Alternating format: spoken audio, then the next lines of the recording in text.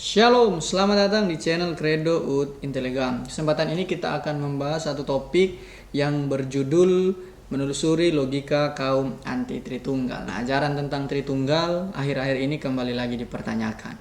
Dan memang perlu diakui bahwa ajaran ini tidak mudah untuk dipahami. Tetapi bukan berarti ketika ajaran ini sulit, kita sebagai orang Kristen itu cenderung menghindar ketika topik ini dibahas. Melainkan sebaliknya, ketika ajaran ini sulit, kita mestinya semakin bersemangat untuk terus mempelajari dan mendalami ajaran tersebut. Agar supaya ketika ajaran ini dipertanyakan atau diragukan, kita dengan cepat dan dengan mudah memberi pertanggungjawaban apa yang kita yakini di dalam iman Kristen. Namun ada kondisi yang perlu diperhatikan di dalam gereja hari-hari ini, mimbar-mimbar gereja, ruang-ruang diskusi, itu hari-hari ini didominasi oleh topik-topik pembahasan yang sifatnya sekunder di dalam iman Kristen. Misalnya, topik-topik tersebut hanya berputar-putar pada persoalan kehidupan sehari-hari, seperti bagaimana mencari jodoh yang seiman, kemudian keluarga yang berhasil, cara mengurus anak, cara mengurus keuangan, cara mengurus bisnis, dan sebagainya.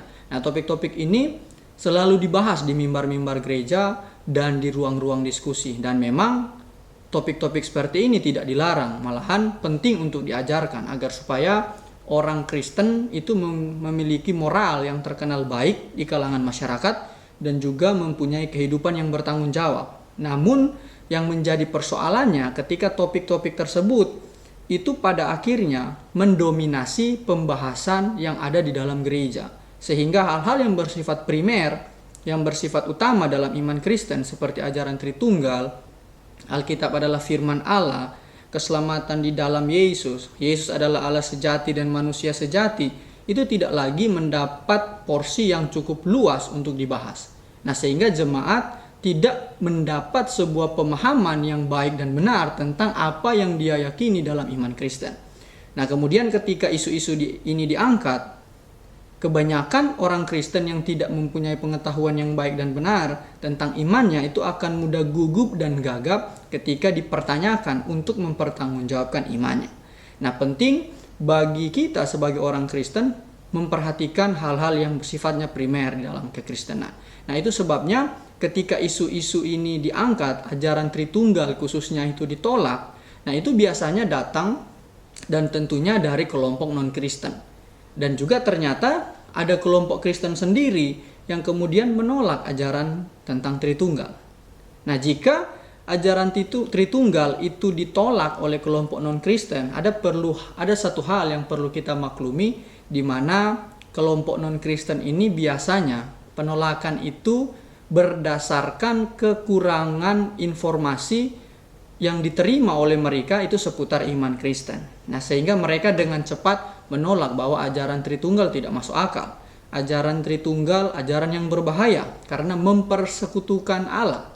Nah, padahal ketika kita mempelajari ajaran Tritunggal dengan baik dan benar, tindakan-tindakan seperti ini langsung kita dapat deteksi, dan bahkan penolakan-penolakan tersebut adalah sebuah tindakan yang mencerminkan bahwa orang-orang tersebut tidak memahami dan tidak mengerti tentang ajaran Tritunggal. Karena ketika dikatakan ajaran Tritunggal itu mempersekutukan Allah, padahal ajaran Tritunggal salah satu penegasan di dalamnya yaitu menolak mempersekutukan Allah dengan ilah yang lain.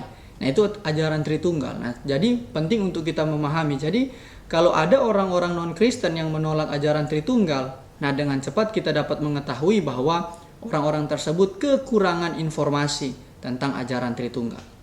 Nah, dan biasanya kenyataan yang terjadi, walaupun mereka kekurangan informasi, mereka cenderung memaksakan apa yang mereka yakini terhadap keyakinan orang lain. Nah, seperti ajaran Tritunggal ditolak bukan karena hasil penelusuran terhadap ajaran tersebut, tetapi berdasarkan ketidakpercayaan terhadap ajaran tersebut. Nah, di dalam dialog lintas agama, tidaklah dibenarkan ketika kita mengukur agama lain dengan kacamata atau dengan cara pandang agama yang kita anut.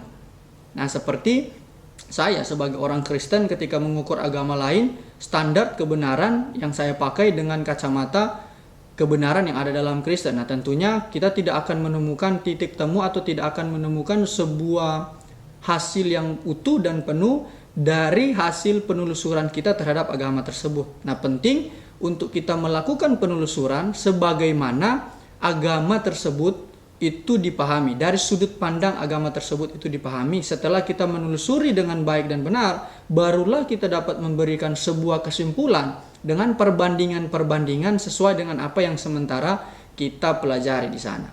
Nah, tentunya tindakan menjajah keyakinan agama lain itu adalah tindakan yang perlu dihindari ketika kita sudah berbicara sebuah perbandingan lintas agama. Nah, dan persoalan yang terjadi khususnya di dalam dialog Islam dan Kristen itu ketika dialog tentang Islam dan Kristen tentang imannya itu diperbincangkan, biasanya ketidakharmonisan di sana itu ditemukan akibat daripada cara berteologi dari kedua agama ini yang jelas-jelas sangat berbeda. Tidaklah mungkin saya mengukur agama Islam dengan kacamata teologi Kristen. Begitupun sebaliknya.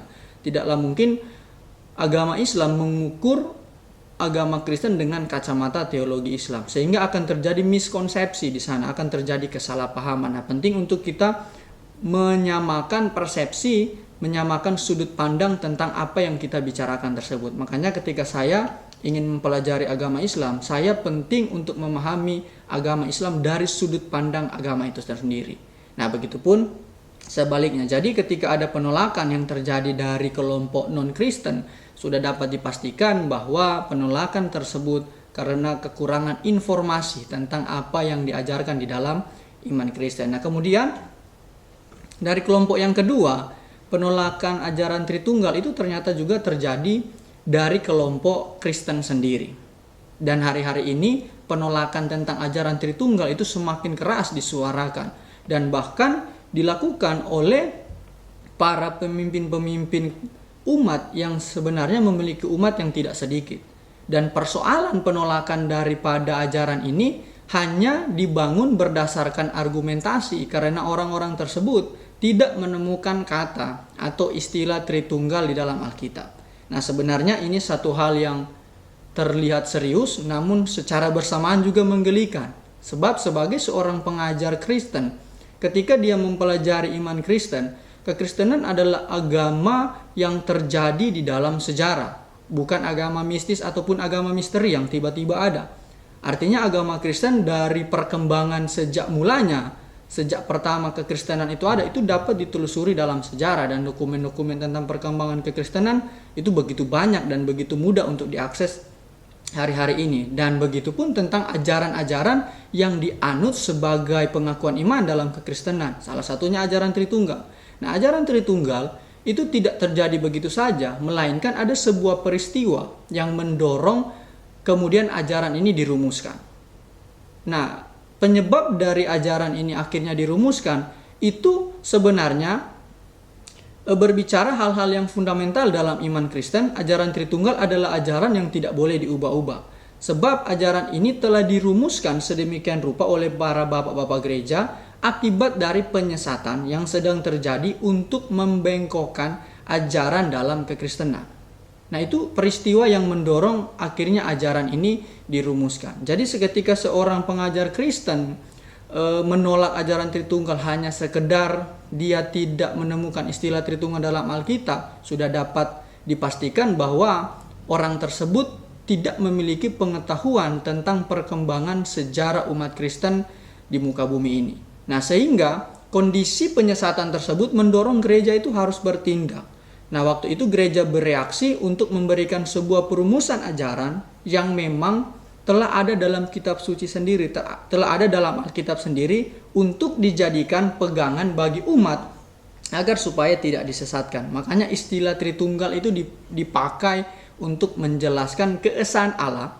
Dalam iman Kristen itu dijabarkan dalam ajaran Trinitas atau ajaran Tritunggal, yang sebenarnya dalil-dalilnya, argumentasinya, ide-idenya itu disebutkan di dalam seluruh perjanjian lama, kemudian perjanjian baru. Artinya perjanjian lama itu sudah menyebutkan tentang keesaan Allah dalam ketritunggalan, begitupun perjanjian baru. Kemudian ajaran tersebut itu dirumuskan dalam konsili Eukumenis atau konsili permulaan, yang khususnya konsili Nikea tahun 325 Masehi dan kemudian konsili Konstantinopel. Nah, setidaknya pada dua konsili awal ini ajaran Tritunggal itu dirumuskan. Dan memang perlu saya akui bahwa secara istilah Tritunggal itu tidak ditemukan di dalam Alkitab. Dan memang istilah Tritunggal itu baru dibuat sesudah Alkitab itu ditulis. Tetapi bukan berarti ketika istilah ini tidak ada dalam Alkitab, kita serta-merta langsung menolak apa yang sudah dirumuskan sebelumnya. Ingat, iman Kristen itu terjadi di dalam ruang dan waktu. Jadi kita dapat menelusuri segala sesuatu yang terjadi dalam kekristenan, apa yang mendorong sehingga hal-hal tersebut terbentuk atau dirumuskan, kemudian dijadikan pengakuan iman di dalam kekristenan. Nah, kita memang tidak akan menemukan istilah Tritunggal. Kenapa saya bilang tadi ketika penolakan hanya sekedar tidak menemukan istilah Tritunggal dalam Alkitab, kemudian menolak ajaran tersebut sebagai sesuatu hal yang serius namun menggelikan.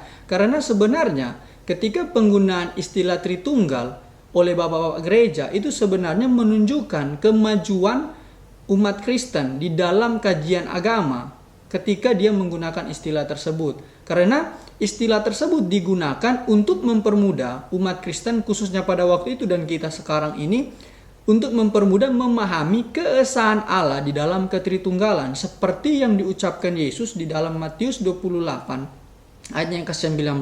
Itu sudah sangat jelas, bahkan dalam teks aslinya kata-kata yang dipakai itu menggambarkan bahwa Allah yang esa yang di dalamnya ada 3 pribadi yang dapat dibedakan namun tidak dapat dipisahkan. Sehingga definisi Tritunggal yang dimaksud ialah Allah Tritunggal adalah Allah yang esa, yaitu dikiaskan Sang Bapa, yang dalam wujudnya, dalam pribadi Bapa itu berdiam secara kekal firman-Nya. Di dalam diri Allah itu berdiam secara kekal firman-Nya. Itu juga bisa kita lihat di dalam Yohanes 1 ayat 1, Yohanes 8 ayat 42. Dan kemudian secara kekal itu ada rohnya di dalam Yohanes 15:26, 1 Korintus 2 ayat 10 dan 11.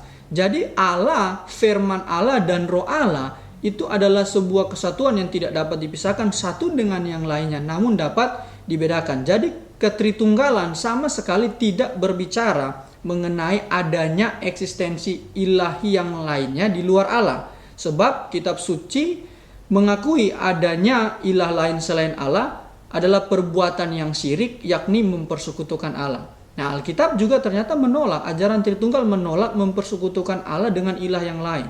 Jadi sangat jelas ajaran Tritunggal ini dirumuskan sedemikian rupa untuk mempermudah umat Kristen pada waktu itu memahami keesaan Allah yang dipahami dalam iman Kristen, keesaan Allah yang seperti apa.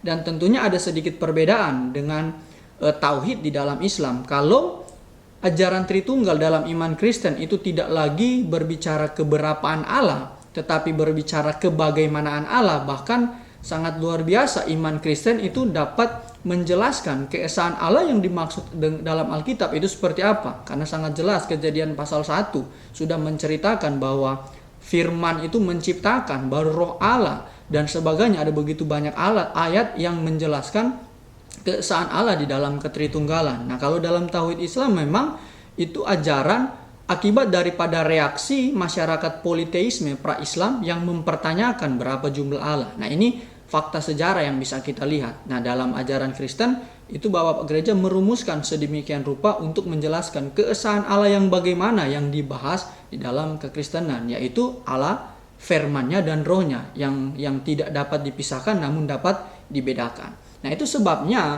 penggunaan istilah ini menunjukkan kemajuan yang luar biasa dalam pencerahan intelektual iman Kristen. Sehingga ketika kita yang tidak menemukan istilah ini di dalam Alkitab, kemudian menolak bahwa ajaran Tritunggal adalah ajaran yang tidak benar, ajaran Tritunggal ada ajaran yang berbahaya dan menipu. Nah, kita menjadi orang-orang yang sebenarnya mundur ribuan tahun ke belakang hanya karena persoalan penggunaan istilah ini. Dan memang kalau kita melihat sejarah gereja, contohnya seperti Irenaeus berbicara sebuah istilah, Irenaeus ketika dia menggambarkan hubungan antara bapa dan anak, dia mengatakan bahwa tidak ada bahasa yang dapat membungkus sebuah realitas keilahian, sesuatu hal yang bersifat ilahi, sehingga tidak ada satupun dia katakan metafora yang memadai.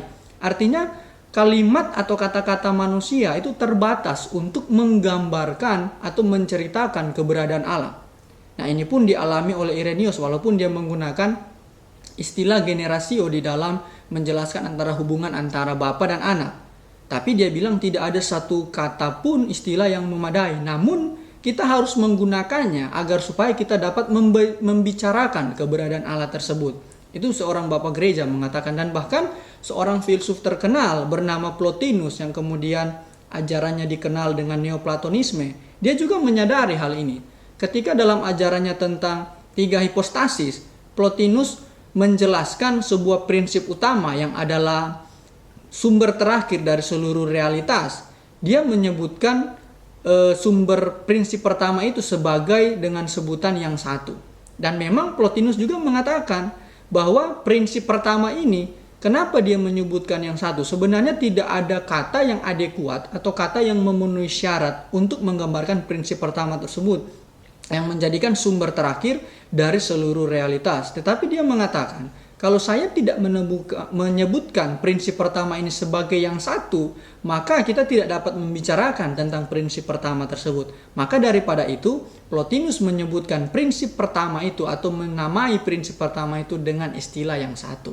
Nah, ini penggunaan istilah ini sudah terjadi di berbagai segi ilmu pengetahuan, filsafat, iman, kajian iman Kristen dan sebagainya. Itu sudah terjadi dan sudah diakui. Nah, penting bagi kita sebagai pengajar-pengajar Kristen tidak memiliki cara berpikir yang primitif.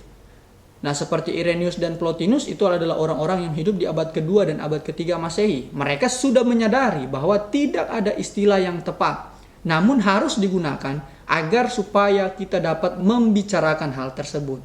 Nah, dan dalam hal berbicara tentang keesaan Allah, maka bapak-bapak gereja memberikan sebuah rumusan untuk mempermudah kita semua bahwa keesaan Allah yang dibicarakan di dalam iman Kristen yaitu keesaan Allah di dalam ketritunggalan. Allah firman-Nya dengan rohnya. Dan jadi menjadi kesimpulan dari pembahasan tentang menelusuri logika kaum anti Tritunggal, ada 2 hal yang dapat saya simpulkan. Yang pertama, anti Tritunggal dari kelompok non-Kristen adalah sebuah tindakan yang mencerminkan ketidakmengertian mereka akan ajaran Tritunggal. Tadi sudah saya jelaskan, kekurangan informasi, sudut pandang atau cara berpikir mereka yang keliru.